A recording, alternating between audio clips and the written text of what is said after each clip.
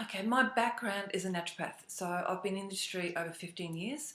While I was practicing as a naturopath, I realised a lot of people with weight problems didn't really know or weren't exercising correctly. So then I studied to be a personal trainer. Um, with that, and when I got people actually moving, I realised the value of movement. And I've always been then interested in the mind-body connection, the metaphysical part of our life. So now I refer to myself as probably more of a healthy aging specialist with on the other side of 50, so it's sort of with life experience and with my background, my main role now in the inspiration is probably education, is allowing people to know what their true potential is and what their choices are with their health.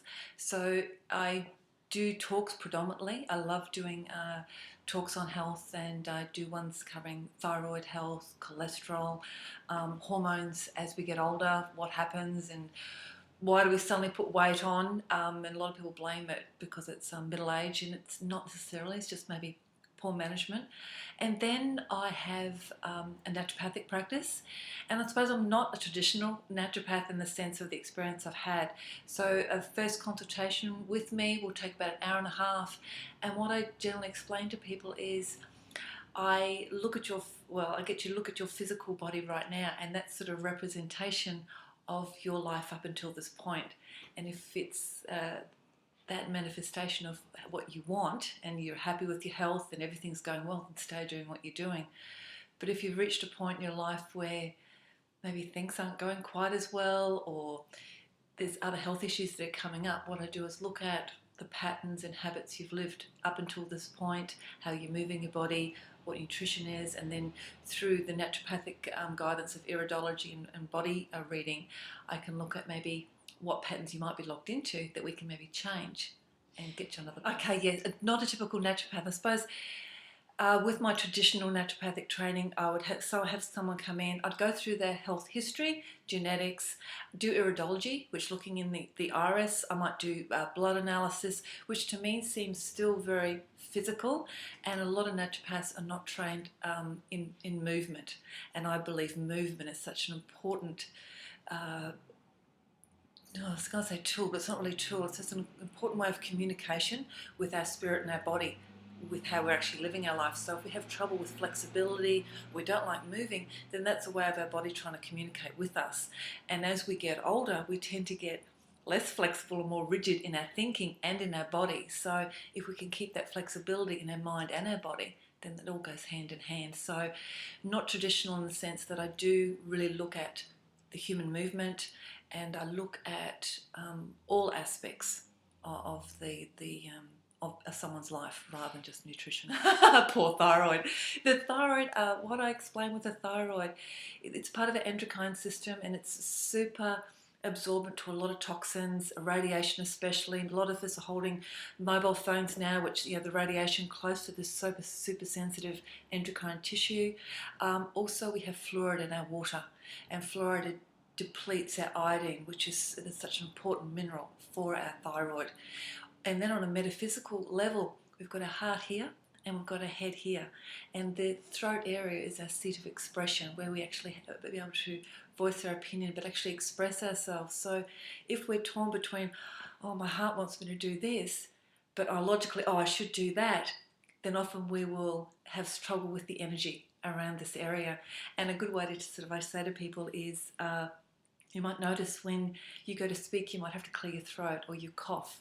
Then that might be just the way of you sort of not struggling with that energy centre. So when you think of that in the physical world, what we're struggling with on a chemical, environmental issue, plus on such a huge spiritual level, we're changing how we actually communicate with everyone else in our environment, then it makes sense that the thyroid will be an area that a lot of people struggle with.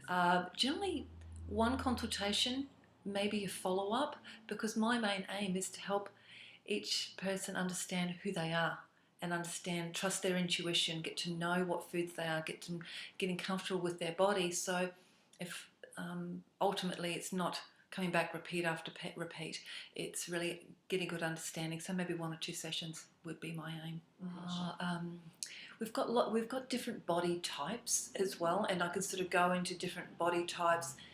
And weight is not just about calories, it's not about the energy. So yes, a lot of people that seem to be, say, doing all the right things, exercising and eating quite well, but our physical body is also a manifestation of our thoughts, emotions, and how we actually hold on to energy. So it's also our relationship to that food that goes in. So if we're eating because we should eat a certain food, or we're eating quickly, or all these other factors, then we're not actually assimilating that food efficiently. So this is where it's so important to look at why you're eating, what's your relationship to food, and also someone may not be sleeping, they might be very stressed and not sleeping. It's actually been shown you can actually gain a couple of kilos over a few months by just lack of sleep, because the body needs to rest. So there's lots of different reasons, and also the different type of exercise. Some people going out for a run could be the worst sort of exercise for them because it's putting more stress on their body, and actually doing yoga or Pilates or even having a very good massage could be very nurturing for them to allow their body to work more efficiently and give their nervous system a rest. My book came about, thank you for asking, Ageless Vitality came about after probably years of being in the natural medicine industry. I've worked with some amazing professionals and I'm very, very blessed. And when I'm doing talks, people would ask me questions and I'd be saying the same thing. So I thought, well, if I put it all together, so the book really comes about looking at nutrition, our patterns, how we move our body, and just getting rid of the myths of certain things happen as we age. And we can have a vital, healthy life no matter what our age is, and that's the message I like to get out there. And the most amazing compliments I get from anyone who's read my book is that they feel inspired to get back on track with the health, or make the changes they want to do.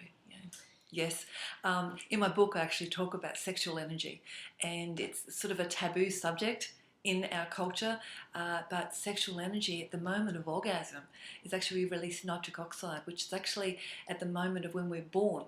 We actually release, so it's our birth into life, and actually it's what actually happens when we die.